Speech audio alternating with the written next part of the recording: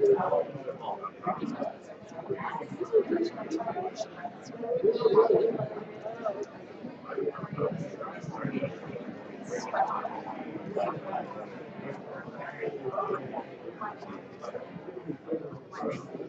you're going to send numbers? You're going to send the text to me? Yes. So I'll say hi. Okay. I'll start them off with this test question. Certainly, we're not going to be able to, nobody's going to be hearing us if we're not sitting over here. So we have a mic. And then we can run this one back.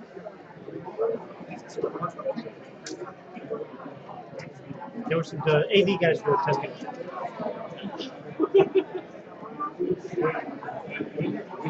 Just going to mic the words.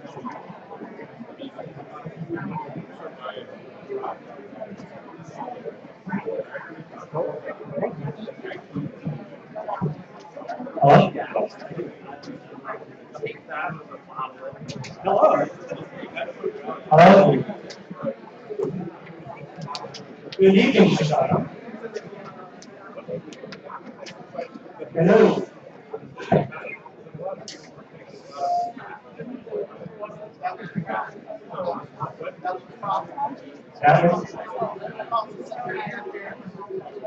I mean, what about you?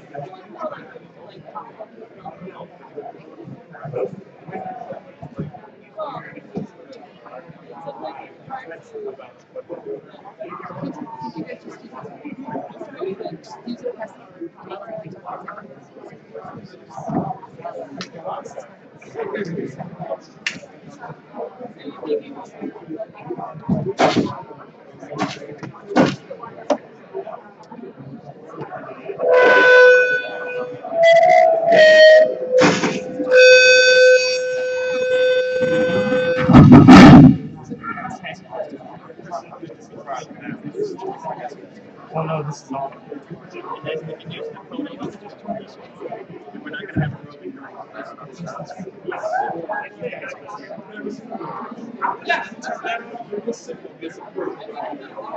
I know you can't, but when you turn it off, it's not turn. Yeah, no static. The mic we have, Here's the deal. We're going to use your phone. Turn everything else on. All right, let's try this again. Hopefully this time without fireworks. Good evening, Chicago. Good evening. How's everyone doing? Fine. My name is Christopher Whitaker. I'm a consultant at the Smart Chicago Collaborative. Part of what I get to do is I get to play with all sorts of tech tools. That's why you've seen me running around like a crazy person with the cameras and the live stream and the tweeting. I like mobile phones. They do nifty things. One of the projects that I run for Smart Chicago Collaborative is the Civic Works project. And as part of that project, we utilize a tool called Textizen, which I'm all going to show you now. So you see this phone number behind me? That phone number will text you back. So we're going to ask a real quick question. Do you like candy? If you like candy, text yes or no, agree or disagree to this number right here. That's 1-267-642-5155. you repeat that? If you like candy, text yes to 1-267-642-5155.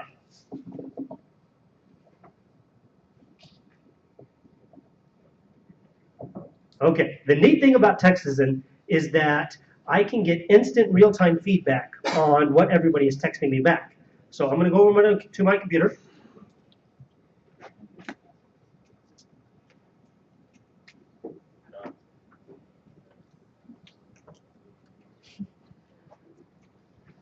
And now I get this nice real-time graph on 29 of you responded so far. 69% of you like candy. 9 of you do not like candy. Fair warning. Fair warning. The reception later tonight will have candy. I am sorry.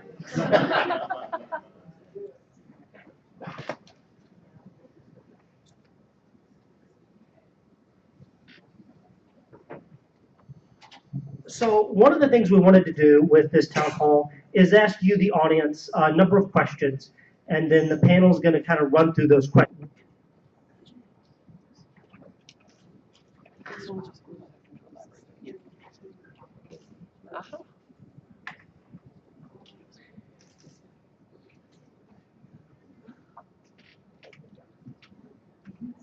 That number again is 1267 for participating, and it will.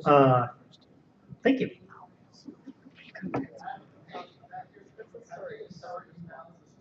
Yeah. Try A, B, or C.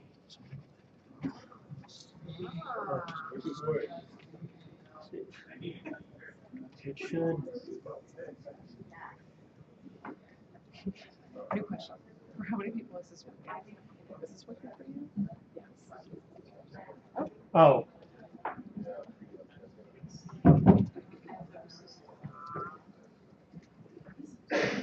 Okay.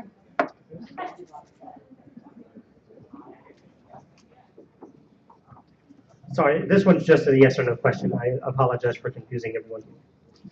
Bad moderator. Bad.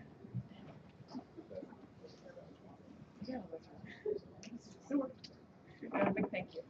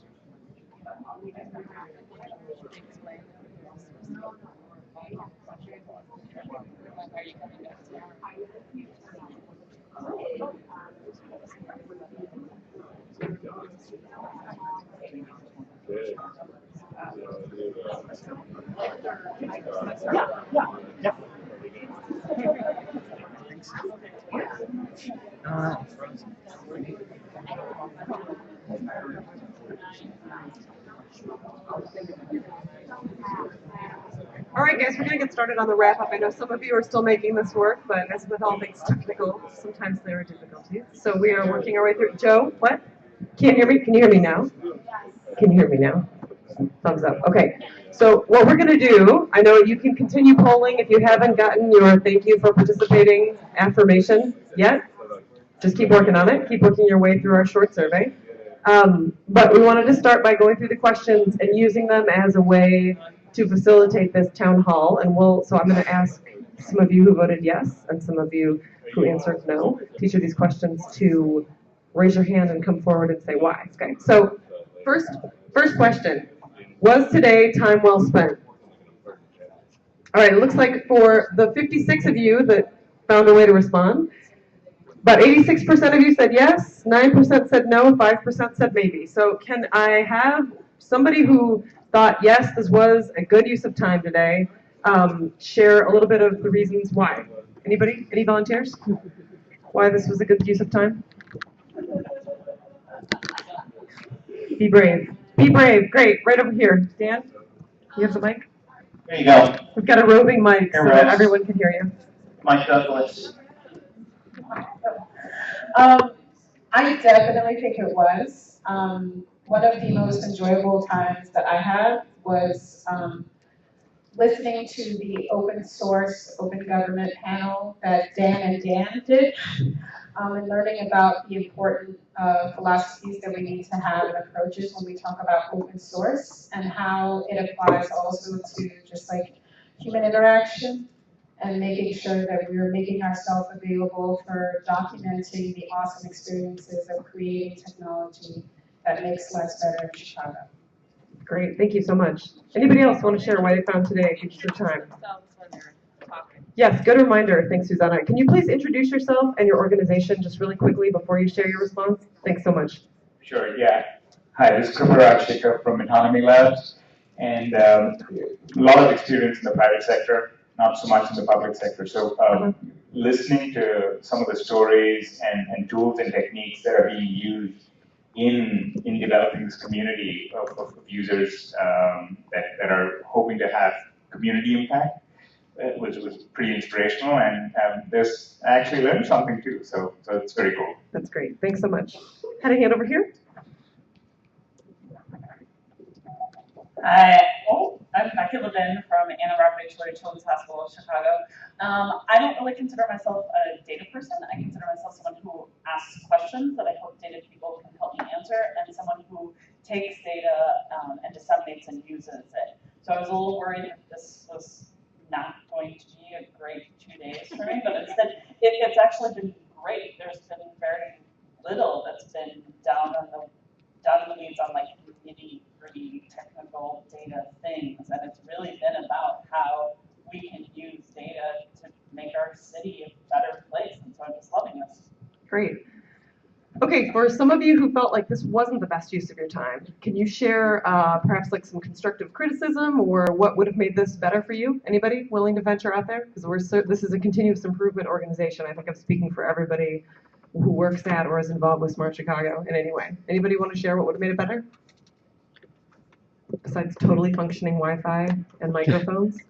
Yep, okay, right here, great. And right over there. I did report that I thought it was useful, but I think it was awfully conferencey. I was expecting it to be a little bit more interaction. I know some of the small groups evolved into a group discussion, but sometimes it was really didactic. Great, thanks. Anybody else? Right here. Can you wait for the mic? Thanks.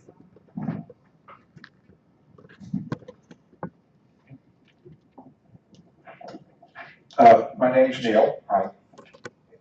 And I'm very impressed at all the setup and the great food and so on and so forth. Whoever organized all the logistics is not used to computer nerds. There was a desperate shortage of outlets, and there was apparently the Wi-Fi is only in this room. That could have been a whole lot better. Working it out. Good feedback and point taken. Okay, great. Anybody else on this question before we turn to the next? Great. Okay, so can we flip to the next question and next set of results? Question two. Okay, question 2 is really important because it cuts to the core of why we came here today and what the Chicago School of Data is all about. So did you leave here, or do you leave here today at the end of our first day of the conference feeling like you see your work as part of a regional data ecosystem? So you're going to text to the, well, you already texted, sorry. So we've got a breakdown of 60% of you said yes, 13% of you said no, and 27% said it depends. So I expect some really interesting conversation from this one. So if you do see yourself as part of a regional data ecosystem, could you please share a little bit about what you think that means? What are the pieces of it that you see yourself playing into, and how do you understand it differently maybe than when you walked in the door this morning? Who wants to share that? I talked to a lot of you about this during the sessions and in between breaks, so I know people had really interesting and intelligent things to say. Yep, in the back. Just a second for the mic.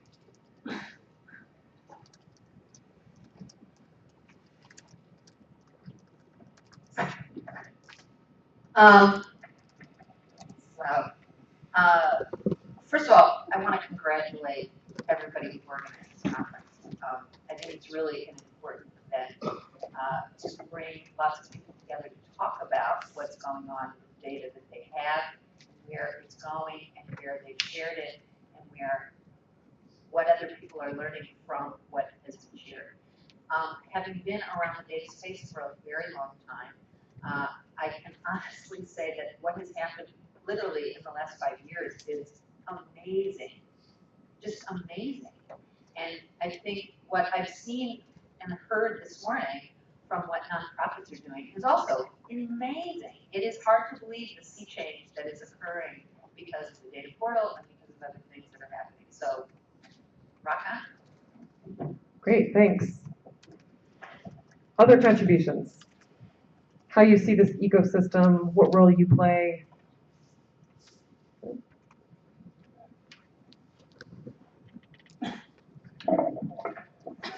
Cliff. I was actually surprised to hear how many experiences I had in common with others who had trouble in terms of just finding data and sharing it, or getting others to share it with me. So I actually see my role really going forward is helping to promote the sharing of information and figure out ways to push it out and making it accessible to others, in addition to certainly my selfish work in terms of getting what I need. Great, thank you. How about those of you who did not feel like you came away with any greater sense of coherence in this, world that we are all working in, and it just still feels like a sort of disorganized array of organizations? I'd love to hear that counterpoint.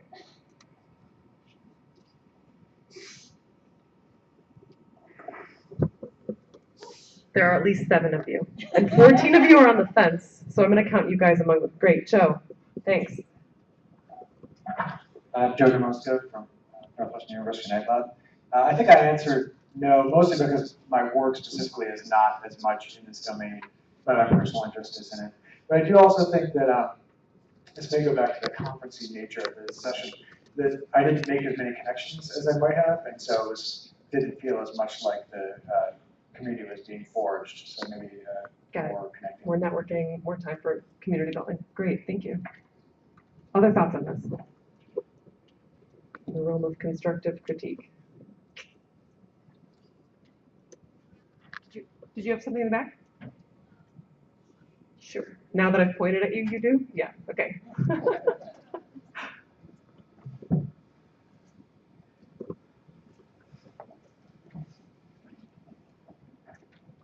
My comment was just the nature of the prompts, I think, were a little broad. The first session I went to was infrastructure, and I was really hoping that it would be more talking about like specific skills. So I'm relatively new to data analysis, so I was hoping we talk about, like SQL servers and SPSS or R or M+, some of the like very nitty-gritty details. Mm-hmm. It was more the story of how the organizations came to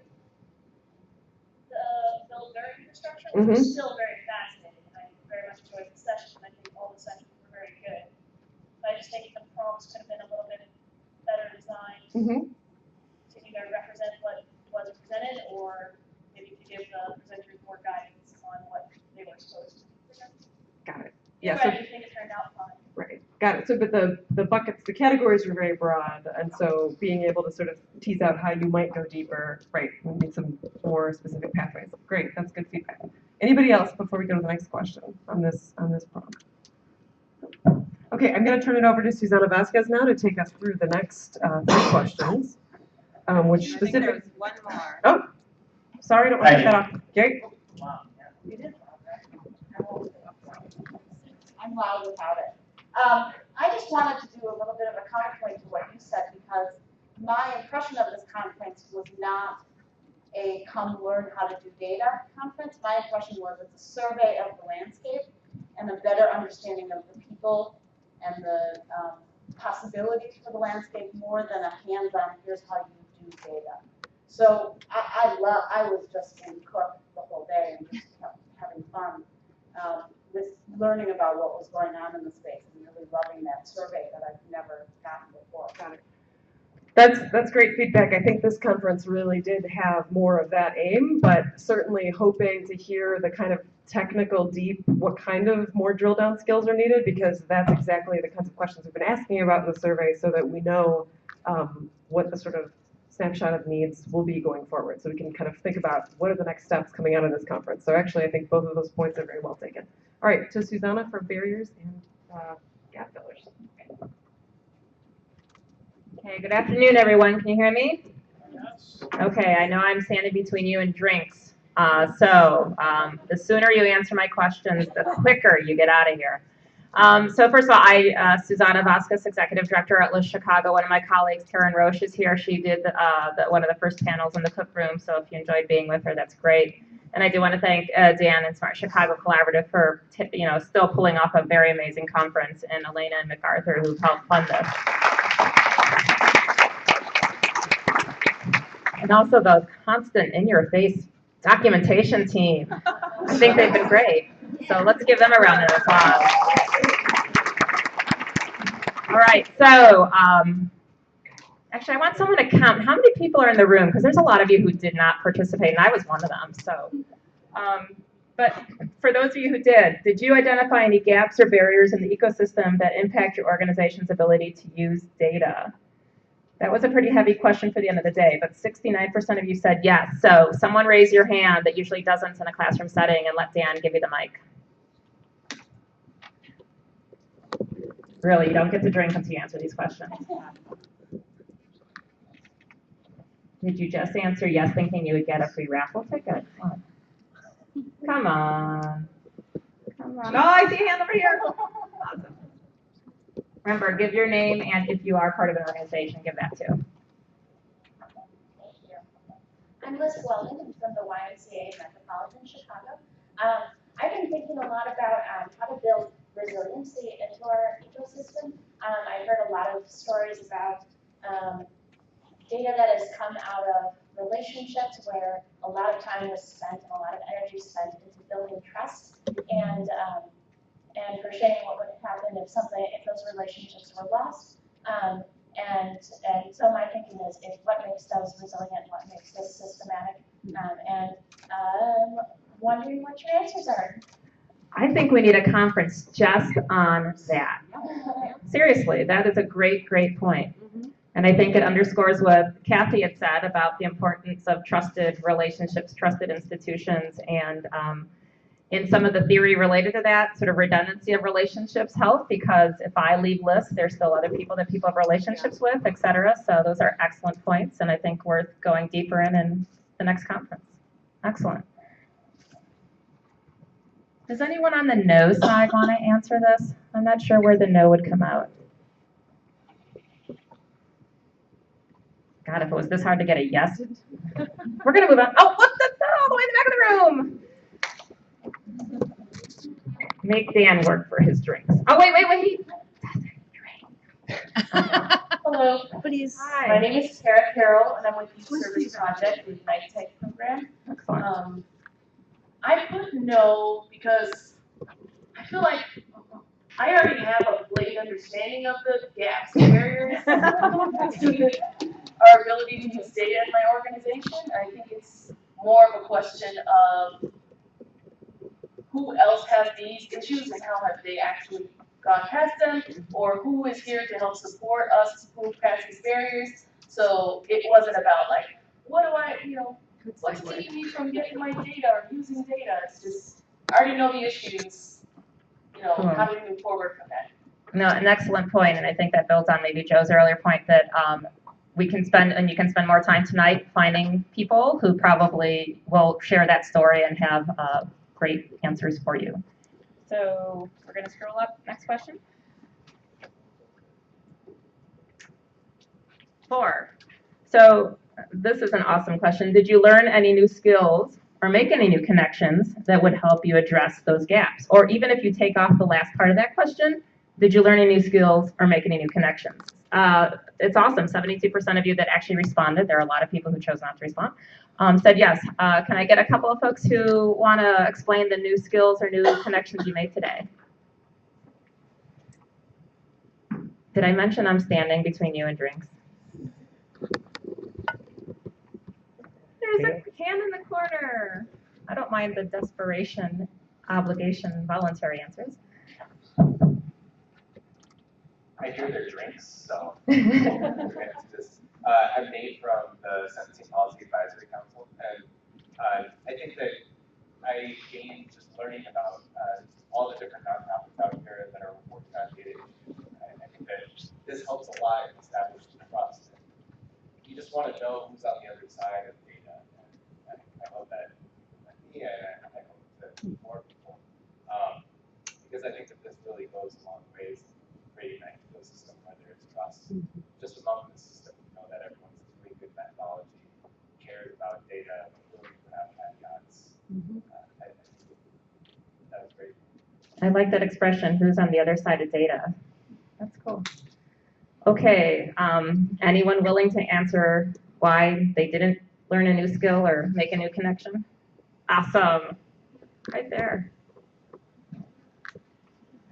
I'm Nick Mader. I'm a researcher at Chapin Hall at the University of Chicago. So I was more on the it depends camp, and sort of echoing Matt's comments from earlier. I've been really excited and impressed by the diversity of all the organizations and the roles and the people that are represented here. And what I would really like to see out of some of the sessions is, whereas now I think it's about 75% kind of presentation, 25% discussion. I'd love to see 10% setting the table, and then 90% getting to meet everybody here in the time that we have. I think that is absolutely great feedback. Yep. Awesome. I think there's just one more question. Oh, Dan's going to like the answer to this question. So will Terry Mazzani. So are you coming back tomorrow? 80% of the 46 people who answered said yes. All right, who's coming back tomorrow? I want to hear why. There is a hand in the back. Run, Dan, run. Hand in the back.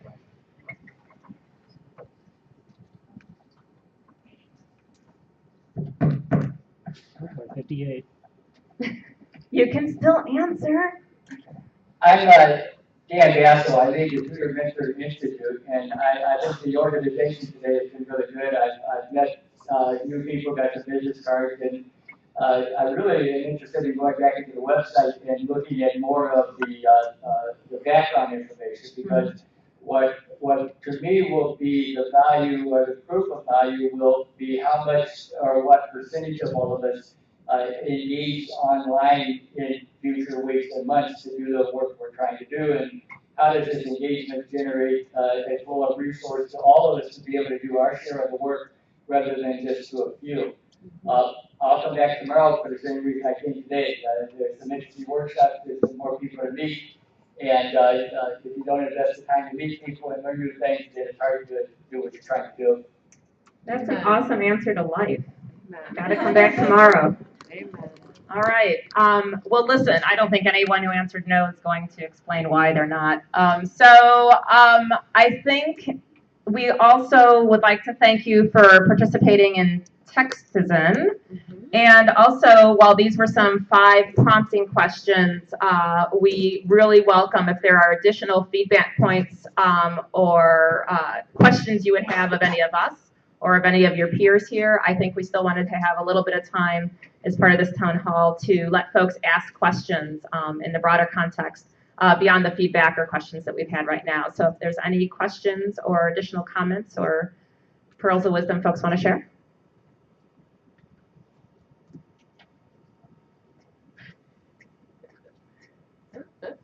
We got one more.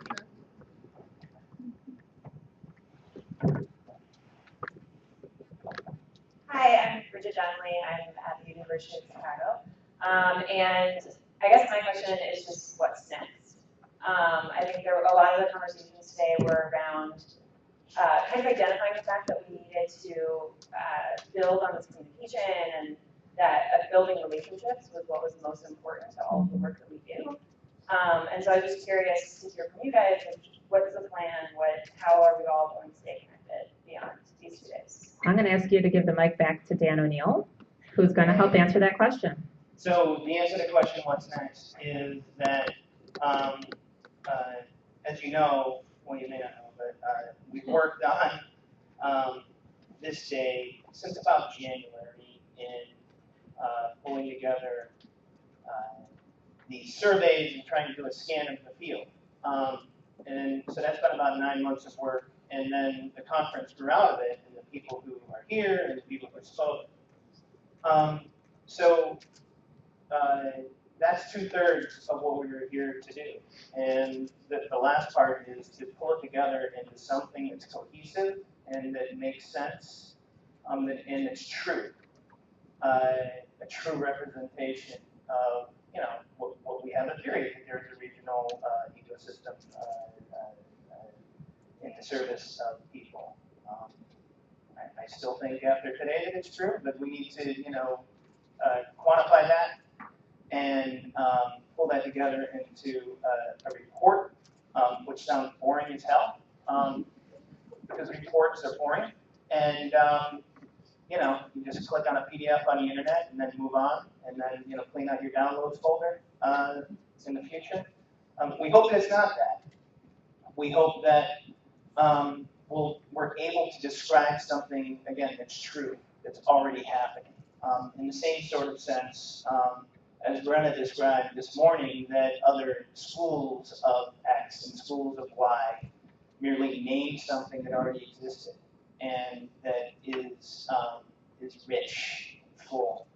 And if we describe that, then we'll feel like we're really a part of something. And the other things that people are craving, this more connection and more time to spend with each other. That's a lot of what I think tomorrow is about. So that's what's next in that context, a larger sort of project and vision for what we're doing.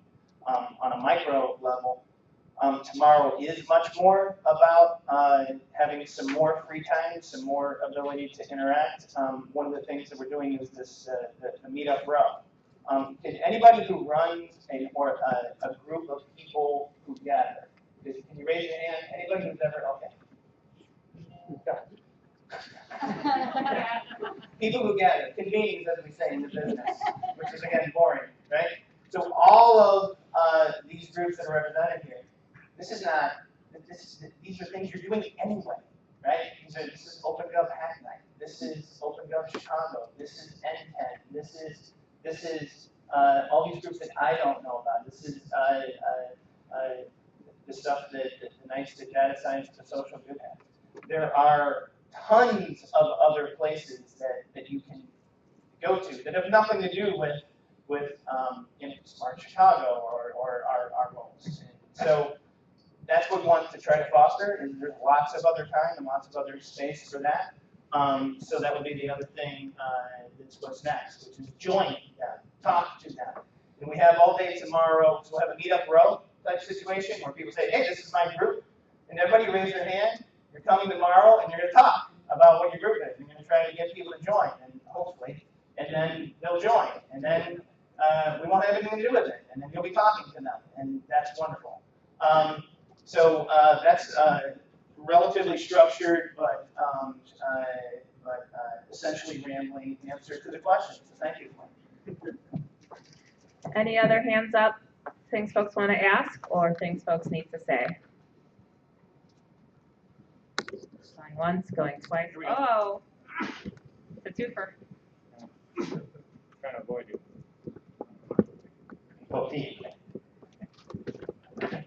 Yeah, sure, sure.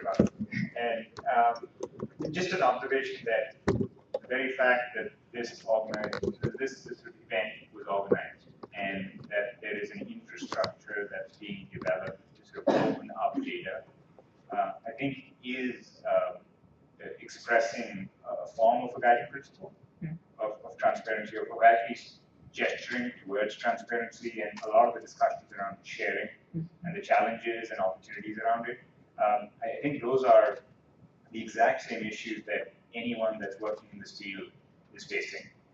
So I think the fact that you've created a forum to talk about it and actually express that, it does sort of serve as a bit of a nucleus to sort of grow from. And you know, I'm very optimistic. I mean, I think there's a lot that other cities could probably learn from what's being done here, and I think that allows this to be the Chicago school, and you know, sort of set the stage for others to follow. I'm pretty optimistic, and thank you for putting this together. That's wonderful. And I think one more hand.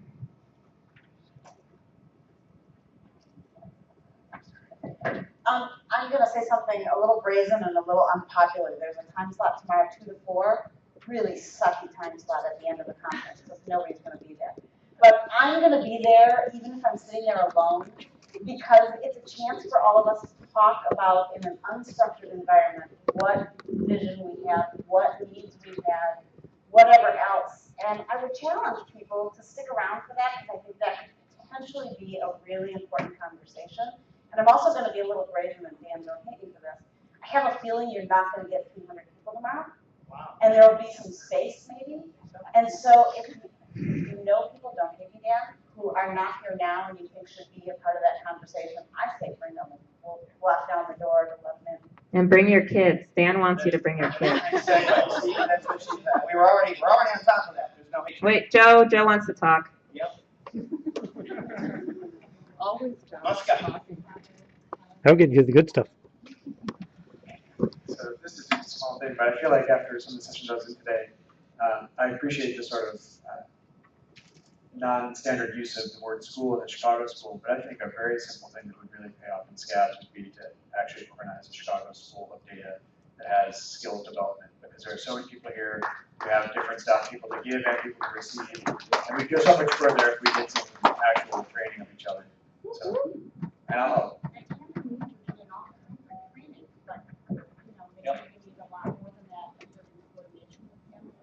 Absolutely. It can be a little pricey. Andrew Means, Google Data, and I know that Tom Shank is down here. Tom Shank is here. Is working on that as well. You want to talk about it? Done some of this. Come on, Tom. Thank you for volunteering me, Dan. You have a remarkable way of doing that I'll one day appreciate. Yeah, actually, there's a few people in this room where Wait, introduce yourself for not everyone. My name is Tom Shank. I'm the Chief Data Officer Director of Analytics for the City of Chicago. So there's a few people in this room. Is Matt E in this room? No, he took off. All right. So there's been a few people in this room where we've been trying to host workshops. If you know something, we've been trying to introduce free workshops for people to attend. I also had the Chicago Data Visualization Group, but we've been trying to make that part of our culture. So to try to teach each other, so the people who do know can teach people who don't necessarily know, and we can share those notes amongst each other to spread education. David Eads, who runs Geek Chicago, who has some of the most successful stories around that. I think that's one of the defining parts of the Chicago School of Data is we've always been, we're very friendly with each other, and we're very happy to share our knowledge, and I absolutely agree that we should institutionalize that even more so we can train ourselves, so we can look to each other to help become data literate. I would add that LISC also has been doing some Data Fridays that many of you have attended as well as taught at. So I think there are some informal schools, and perhaps the question is, how do we better coordinate those schools? Excellent. Going once, going twice. Oh. What? Oh, there you go. Making Dan work for his pay. Hold on, right? I wasn't mic'd up. I said mic'd up. Oh, I was pointing to the young lady over there, but okay. You're next. Hi, my name is John Arnold. I'm representing China College, and this might be the worst use of microphone time because maybe this is already going on and I don't know about it. But anyone who's doing tech in a university setting, working in higher education, I think that would be a great meetup to have during the unstructured space. So if it is going on, could somebody pull me into it? Or if not, could somebody come, or could anyone who's interested come and talk to me after this? That's great. And now.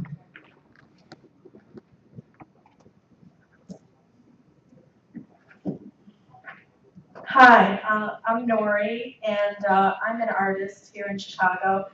I didn't know much about data before I came here. You know, it's just something that's really abstract, but coming to one of the conferences, and I've been documenting through photography and social media, was just really eye-opening. I felt that the data visualization was like so inspiring. I was like, wow, how can I incorporate more data into my art? Because as Becky and Chris were talking, it's your mind more than the tools. You know, it's the power of your brain, and you can be as creative as you want and trying to figure out ways to use data. And one of the and Becky used an example of a form she did, and it was just a simple yes, no. You just tear the yes on one side or no on the other side. It wasn't numbers. It was really easy. It was kind of fun. No pencils or pens. And I think, and the other thing is making it really transparent. I mean, most of us are afraid in the public to, you know, get involved in data because it's, you know, sort of like espionage or something, you know, it's invading your privacy. So if you guys can make it more user-friendly and language that everyday people can understand, like artists, then it would be, you know, more fun. And people want to be helpful. So if you make data something that says, oh, you know, you're going to help us make your life better, then it'll be so much easier to incorporate into your life. I mean, that's the thing, we need to understand why I need to participate in data. You know, what is the big picture? And most people, everyday people, don't understand that. That's an excellent point, and I think an excellent place to end. So I would just like to thank everyone here for participating and for answering our questions and responding. And I think that last point also underscores that I think Dan and Smart Chicago Collaborative, they try to breathe life into their principles and everything they do, and I think that was reflected in a lot of the conference organizing. So thanks you again, and I'll turn over to Dan. All right. That was good. Thank you for that. So just program notes. Heidi, you remember in high school, and you called, and some kid was having a party because his parents were out of town, and everybody said go over to the party, and then the party got overrun? Do that. It's impossible to bring too many people tomorrow, okay? So I would suggest write us an email just for security, right? We are in the Willis Tower. So just write us an email to info@smartchicagocollaborative.org with the name of the person you're bringing. Bring all of your children and bring many electronic games for them to play, okay? Bring everybody tomorrow. It is impossible for you to bring too many people. Have I made this clear? Okay? Also, tell everybody to come to this party thing right now, too. It's impossible. Go ahead. Just overrun it, okay? Go for it. So let's go over to the JW Marriott. And, one more thing about the sort of like more loose. We tried to do that. We obviously failed. It was with the space and stuff like that. It's really hard to have structure and not structure at the same time. But 2 to 4, forget 2 to 4. Get her at 9 and ignore everybody else and tell everybody to come into your room and talk about what you want to talk about. Go ahead, okay? You are free to do that. We tried to make that clear, and we weren't really successful. But I'm trying to be clear now. This is your space. This is your time. You can do anything you want with it. You don't have to go to a session just because it's published. You can just hang out and do anything you want with your time tomorrow morning and tomorrow afternoon, 2 to 4. And it is structured that way. We know people are going to start bailing, and it's going to end with a whimper, not a bang, and we're cool with that. Stay through lunch. Stay through lunch. Have lunch. And again, it's not about today. It's not about tomorrow. It's about us working together forever. So let's go hang out.